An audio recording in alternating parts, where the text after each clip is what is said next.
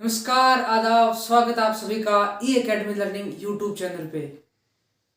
तो आइए आज एक नया टॉपिक इंग्लिश का वही सब्जेक्ट वर्ब एग्रीमेंट शुरू करते हैं। उससे पहले आपको मोटिवेट करने का एक बेहतरीन जरिया थॉट ऑफ द डे, यानी कि आज का सबसे सुंदर विचार। कहते हैं जिंदगी उसी के साथ खेलती है जो टक्कर का खिलाड़ी होती है ना। जो जीवन में संघर्ष कर सकता है वही जिंदगी में टिक सकता है, वही इस पृथ्वी पर आगे बढ़ सकता है ना। तो अगर आपको कुछ बड़ा सपना है तो आप सिस्टम बदलना चाहते हो तो वो पढ़ाई के जरिए कर सकते हो। इसमें आपको ज़्यादा मेहनत नहीं चाहिए, बस कंटिन्यू 6-7 घंटे की स्टडी और थोड़ी लगन चाहिए, जिससे आप अपने पूरे सिस्टम को चेंज कर सकते हो, है ना। कितने लोगों की ज़िंदगी बदल सकते हो, है ना। तो आइए हम शुरू करते हैं आज का हमारा टॉपिक। इस बात को याद रखना, जिंदगी उसी के साथ खेलती है जो टक्कर का खिलाड़ी होते हैं, यानी कि जो संघर्ष से टक्कर लेने का दम रखता है, जिंदगी उसी से, यानी कि चुनौतियां उसी के सामने आएगी जो उनसे लड़ने की ताकत रखता है। वरना किसी के सामने तो चुनौती आएगी नहीं, क्योंकि वो लड़ने की ताकत ही नहीं रखता, है ना। तो आइए हम शुरू करते हैं आज का हमारा टॉपिक, इंग्लिश का सब्जेक्ट वर्ब एग्रीमेंट, जिसमें हमने आपको कल 5 रूल बताए थे जो काफी इंपॉर्टेंट थे पॉइंट ऑफ व्यू एग्जाम के रिलेटेड से, है ना। तो आज हम उसी का एक पार्ट रूल नंबर 6 से स्टार्ट करेंगे। इंग्लिश का हमारा टॉपिक है सब्जेक्ट वर्ब एग्रीमेंट, है ना। तो आज हम रूल नंबर 6 स्टार्ट करेंगे। 5 रूल हो चुके हैं पिछले वाली क्लास के अंदर, और हम जल्दी 2-3 वीडियो साथ में अपलोड करेंगे, है ना। रूल नंबर 6 क्या कहता है? रूल नंबर 6 ये कहता है कि यदि किसी सेंटेंस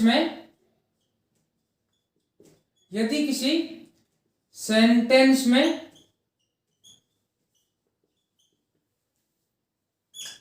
मैं बता रहा हूं वो शब्द काफी इंपॉर्टेंट है, वर्ड काफी इंपॉर्टेंट है, उनसे आप एग्जाम में सीधे उनको देखकर इंग्लिश में आए हुए इस टॉपिक से रिलेटेड क्वेश्चन को जल्दी से जल्दी सोल्व कर सकते हो। यानी कि वो वर्ड है पहला हमारा all of, some of, most of, full of,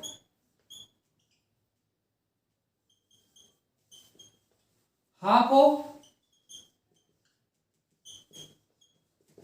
20% of, या फिर 1000% ऑफ, है ना, कितने भी हो सकता है, या फिर 1/3 ऑफ, 1/3 ऑफ, या फिर 1/5 ऑफ, etc, है ना। अगर ये शब्द या वर्ड आपको किसी सेंटेंस में दिख जाए तो हम कैसे ये डिसाइड करेंगे कि जो हमारा नाउन है या सब्जेक्ट है उसके बाद जो वर्ब आएगी वो सिंगुलर आएगी या प्लूरल आएगी, उसके बारे में बताएंगे। यानी कि बस आपको इतना याद रखना, अगर ये शब्द दिख जाए आपको किसी सेंटेंस में तो ध्यान रखना तो कौन से होगा, याद रखना। अगर यही है, अगर किसी सेंटेंस में ये शब्द हो और हमारा जो नाउन या फिर जो फिर सब्जेक्ट है वो अनकाउंटेबल हो, अनकाउंटेबल हो, तो याद रखना उसके साथ आएगा सिंगुलर फॉर्म या फिर सिंगुलर वर्ब। अगर सेंटेंस में सब्जेक्ट अनकाउंटेबल है, यानी कि UN, अनकाउंटेबल सिंगुलर नाउन, इस बात का ध्यान रखना ना। तो उसके साथ आएगा अपना सिंगुलर। अगर हमारा जो नाउन है वो काउंटेबल हो तब उसके साथ आएगा प्लूरल, यानी कि बहुवचन। क्या आएगा? PCN, यानी कि प्लूरल काउंटेबल नाउन। याद रखना, अगर अनकाउंटेबल हो तो उसके साथ आएगा सिंगुलर, और काउंटेबल हो तो उसके साथ आएगा प्लूरल, यानी कि PCN आएगा प्लूरल के साथ, अनकाउंटेबल के साथ, CUSN आएगा सिंगुलर के साथ। अगर किसी वाक्य में all of, some of, most of, full of या half of, 20% of, 1/3 of, 1/5 of, ये किसी वाक्य में आपको दिख जाए तो इन वाक्यों के बाद अगर नाउन या सब्जेक्ट दिख जाए तो उसको बस इतना देखना कि वो नाउन काउंटेबल है या अनकाउंटेबल। काउंटेबल जो गिनी जा सकती है, जैसे कि बुक्स है, स्कूल्स है, स्टूडेंट है, गर्ल्स है, अदरवाइज कुछ व्हीकल्स वगैरह। अनकाउंटेबल जो गिनी नहीं जा सकती, जैसे कि अनाज हुआ, चावल हुआ, चीनी हुआ, तारे हुए, स्टार्स हुए, कुछ ऐसे है ना, बाल हुए। पर बाल के लिए स्पेशल कंडीशन है जो आपको मैं आगे वाली क्लास में बताऊंगा। ये नोट कर लेना, काफी इंपॉर्टेंट एग्जाम्पल है जो काफी एसएससी के तो हर साल हर एग्जाम में आता है, क्योंकि एसएससी एग्जाम साल में 2 बार होता है, इसलिए है ना। ये हमारा रूल हो गया है। इससे रिलेटेड मैं आपको अब एग्जाम्पल पढ़ाऊंगा जिससे आपको और ज्यादा समझ में आ जाएगा, है ना। तो पहले ही हम लेते हैं अनकाउंटेबल का। जैसे कि हम देखते हैं एग्जाम्पल नंबर हमारा 1, एग्जाम्पल नंबर 1 कि ऑल ऑफ शुगर हैव या has, all of our sugar have या has been sold, यानी कि जो हमारी चीनी है वो सभी बिक चुकी है ना। तो मैंने क्या बताया था किसी सेंटेंस में all of, some of, 20% of, half of, most of ये शब्द आ जाएं तो हमें देखना है कि जो हमारा नाउन है वो कैसा है, अनकाउंटेबल है, काउंटेबल है। तो हमारा देखिए शुगर, शुगर क्या है? शुगर है हमारा ये अनकाउंटेबल, यानी कि ये गिना नहीं जा सकता, जो गिना नहीं जा सकता वो अनकाउंटेबल की श्रेणी में आता है ना। तो अनकाउंटेबल मैंने क्या बताया था, अगर हमारे सेंटेंस में ये हो, अगर हमारा नाउन अनकाउंटेबल हो तो उसके साथ क्या आएगा? हमेशा सिंगुलर फॉर्म। क्या आएगा? सिंगुलर फॉर्म आएगा।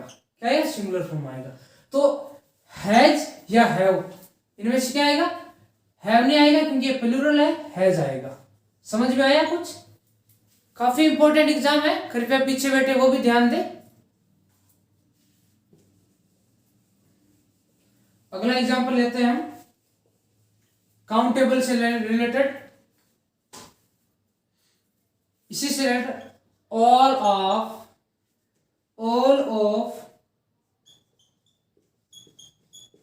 द बुक्स हैज या हैव बीन सोल्ड, वही है। फिर से हमारा ऑल ऑफ आ गया सब्जेक्ट सेंटेंस के अंदर। इस बार हमें देखना है कि हमारा नाउन कैसा है। ये हमारा है नाउन। नाउन कैसा है मैंने आपको बताया था, नाउन देखना है काउंटेबल है या अनकाउंटेबल, बस इतना देखना है ना। इस रूल में बेस्ट रूल है इंग्लिश का, सब्जेक्ट वर्ब एग्रीमेंट का। तो हमारा नाउन बुक्स क्या होती है? बुक्स है 2 3 4 5, यानी कि गिनी जा सकती है। यानी कि ये कौन सा हो गया? ये हो गया अपना काउंटेबल प्लूरल नाउन। काउंटेबल मैंने क्या बताया था, जिसमें काउंटेबल आ जाए उसके साथ आएगा प्लूरल वर्ब। तो इन दोनों में से बताइए प्लूरल कौन है, हैज या हैव आएगा। हैज सिंगुलर के साथ आता है, प्लूरल के साथ आएगा हैव। समझ में आया? अगर आपको वीडियो पसंद आ रहा है तो इस वीडियो को, चैनल को सब्सक्राइब और वीडियो को लाइक जरूर करें। बहुत इंपॉर्टेंट टॉपिक, खुद पढ़कर आपको पढ़ा रहा हूं। अगला देखें, सम ऑफ स्टूडेंट इज या आर एब्सेंट टुडे, यानी कि कुछ जो विद्यार्थी है वो आज अनुपस्थित है। तो मैंने क्या कहा था, सेंटेंस में बस हमें तो वर्ड देखने, all of, some of, most of, 20% of, 1/3 of, 1/5 of, वो दिख जाए। उसके बाद में नाउन देखना है कि काउंटेबल है अनकाउंटेबल। स्टूडेंट क्या है, चीनी तो है नहीं जो गिनी नहीं जा सकती, स्टूडेंट है, इसका मतलब काउंटेबल, इनका नंबर भी फिक्स है। यानी कि हमारा ये जो स्टूडेंट है, ये हमारा जो नाउन है वो एक प्रकार का काउंटेबल है, काउंटेबल। और मैंने क्या बताया था, काउंटेबल आ जाए हमारा नाउन तो उसके साथ हमेशा प्लूरल फॉर्म आती है। और प्लूरल फॉर्म इज है या आर है? आर है, वेरी गुड। इज नहीं होगा यहाँ पे क्योंकि हमारा स्टूडेंट प्लूरल फॉर्म है। अच्छा लगा आपको एग्जाम्पल? मुझे तो पूरा मजा आ रहा है आपको पढ़ाने में। आप भी, मजाक नहीं कर रहा हूं, एग्जाम में आया क्वेश्चन है ना। अब लेते हैं 20%। अगला एग्जाम्पल नोट करते जाइए। 20% of the water has been drunk by the boy, यानी कि जो 20% पानी है वो एक लड़की के द्वारा पिया गया है ना। तो मैंने कहा था शब्द देखना है, शब्द है 20% ऑफ, नाउन देखना है काउंटेबल है या अनकाउंटेबल। कृपया बताइए वाटर काउंटेबल है या uncountable? Uncountable. That is called water is uncountable noun. और अनकाउंटेबल के साथ हमेशा सिंगुलर फॉर्म आती है। क्या आती है? Singular form. तो बताइए ये वाक्य पूरा सही है या गलत है? तो ये बताइए। और ये पूरा वाक्य सही है क्योंकि इसमें कोई एरर ही नहीं है। अगर यहाँ पे हैव ऑप्शन में होता, हैव बीन, तब ये एरर माना जाता। इसमें ओनली फॉर हैज बीन दे रखा है, इसलिए पूरा वाक्य राइट है। इस प्रकार आपका रूल नंबर 6 भी हो गया। अब हम आगे बढ़ते हैं ऐसे ही, जो आपके लिए काफी इंपॉर्टेंट है। एक बात याद रखना, अगर आपको कहीं पे article plus noun plus and plus noun plus verb, यानी कि ये क्या आएगी? यही क्वेश्चन है एग्जाम्पल में, एग्जाम में सीधा आता है।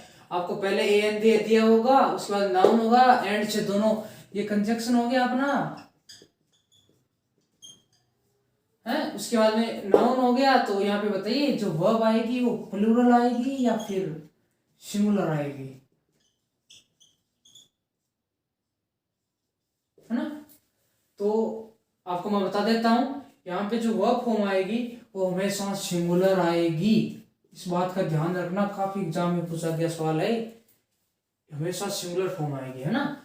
अब आपको मैं इसका एक दो एग्जाम्पल करवा देता हूं, या फिर इसको आप सूत्र ही रख लीजिए, जैसे मैं आपको करा देता हूं। ए बॉय सॉरी,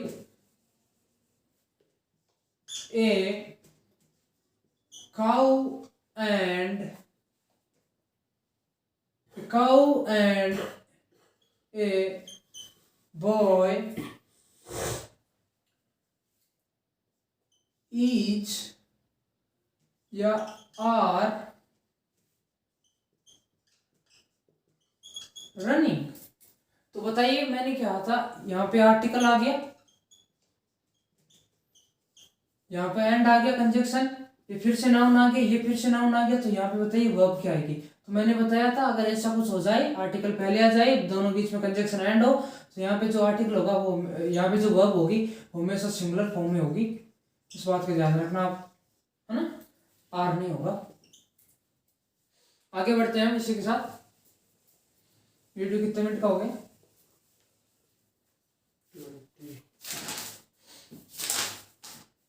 एक इंपॉर्टेंट बता देते हैं जल्दी से।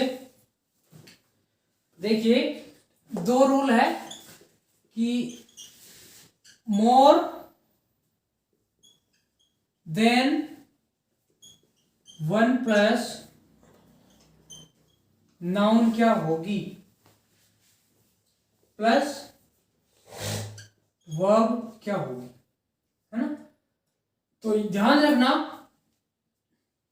अगर किसी वाक्य में आपको, यदि किसी सेंटेंस में आपको ऐसा कोई स्ट्रक्चर दिख जाए कि मोर देन दे रखा है पहले, उसके साथ वन दे रखा है, तो आगे आने वाली जो नाउन है वो हमेशा सिंगुलर होगी। क्या होगी? सिंगुलर होगी। और जो वर्ब है वो भी सिंगुलर होगी, वो भी सिंगुलर होगी। ध्यान रखना ना, अगर ऐसा यही वाक्य ऐसा आ जाए, more plus noun plus one plus noun, तो जो यहां पे जो आएगी ना वो क्या होगी? तो याद रखना, मोर के साथ हमेशा जो नाउन आएगी वो प्लूरल फॉर्म में आएगी, और यहां पर भी जो नाउन आएगी वो भी प्लूरल फॉर्म में आएगी,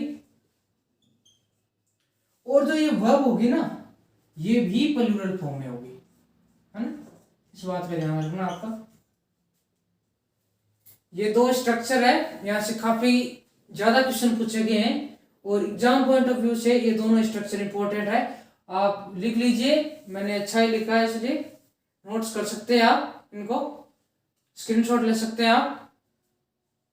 मोर देन वन साथ में है तो आगे जो नाउन और वर्ब होगी वो दोनों सिंगुलर होगी, और अगर more plus noun plus one plus noun आगे वर्ब है वो होगी अपनी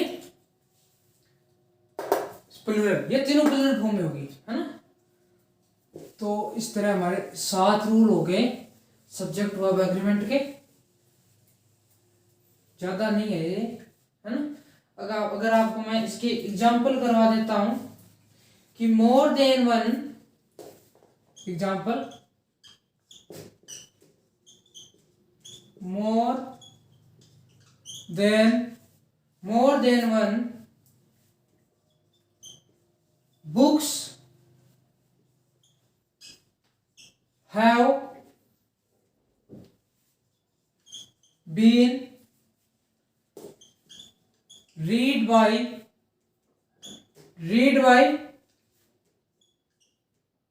टॉम, यानी कि अधिकतर जो पुस्तकें हैं वो टॉम के द्वारा पढ़ ली गई है ना। तो मैंने क्या कहा था, ये आ गया आपके सेंटेंस के अंदर, आगे नाउन अपनी क्या आएगी, प्लूरल आएगी या सिंगुलर आएगी। तो मैंने कहा था अगर मोर देन वन अगर साथ में आ जाए तो आगे आने वाली जो नाउन है वो आपकी हमेशा सिंगुलर फॉर्म में होगी। क्या होगी? सिंगुलर फॉर्म में। तो फिर बताइए यहां पे वर्ब कैसे प्लूरल आ सकती है? यहां पे हमेशा हैज बीन होगा सिंगुलर के साथ, है ना। इस बात का ध्यान रखिए आप। काफी इंपॉर्टेंट फॉर्मूला पढ़ाया मैंने आपको सब्जेक्ट वर्ब एग्रीमेंट का, है ना। तो बहुत सारे हो गए आज तो, और एक और बता देता हूं आपको उससे रिलेटेड कि मोर cows when one each या फिर are ग्रेजिंग का मतलब होता है उगाड़ना या फिर घास खाना इन दी ग्राउंड, GROUND ग्राउंड या FIELD फील्ड, यानी कि जो गायें हैं, अधिकतर गायें हैं वो ग्राउंड या खेत के अंदर घास को खा रही है ना। तो यहाँ पे देखिए स्ट्रक्चर नंबर 2 पहले मोर आ गया, उसके बाद में जो नाउन है वो भी प्लूरल है, देन वन आ गया, उसके बाद में बताइए वर्ब सिंगुलर आएगी, प्लूरल आएगी, उसके बाद में ग्रेजिंग आ गया, ग्राउंड आ गया। तो मैंने यहाँ आपको बता दे रखा है कि अगर ऐसी स्ट्रक्चर आ जाए तो वहां पर हमेशा प्लूरल फॉर्म आती है, इज नहीं, यानी कि सिंगुलर फॉर्म नहीं, यहाँ पे आएगी प्लूरल फॉर्म। इस बात का ध्यान रखिए, है ना। तो आज आपके 5 रूल फिर से हो गए और इस प्रकार आपका सब्जेक्ट वर्ब एग्रीमेंट जो टॉपिक है हमारा काफी इंपॉर्टेंट एसएससी के लिए वो समाप्त होता है। और आगे हम जिस टॉपिक पे लाएंगे उसको आपको पहले सूचना दी जाएगी। तो उम्मीद करता हूं आपको ये जो 10 रूल है important for exam SSC related वो आपको काफी मदद करेंगे इंग्लिश को सॉल्व करने में, पढ़ने के अंदर, है ना। काफी इंपॉर्टेंट रूल पढ़ाए थे मैंने। और अंत में आप सभी से गुजारिश करता हूं कि इस चैनल पे अगर नए आए हो तो उसे सब्सक्राइब, वीडियो को लाइक और शेयर करें। धन्यवाद। अपने देश का नाम रोशन कीजिए, अपने माता पिता का नाम रोशन कीजिए। धन्यवाद। Thank you. Take care of you.